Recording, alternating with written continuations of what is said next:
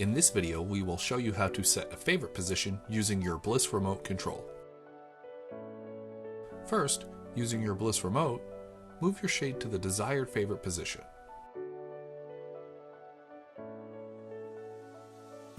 Next, turn your remote over, remove the battery cover, and locate the P2 button. Press the button and the shade will jog and beep one time. Then, turn the remote back over and press the stop button. The shade will jog and beep again. Press the stop button again and the shade will jog twice and beep 3 times. This confirms that the favorite position has been saved. To use your newly programmed favorite position, press and hold the stop button for 2 seconds. The shade will automatically move to the set position regardless of where it was before.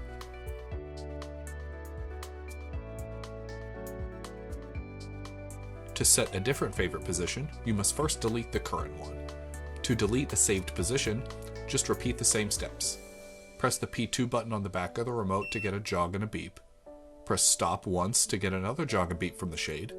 Then press the stop button again to get another jog and one long beep. The favorite position has now been deleted. Now you can program a new favorite position.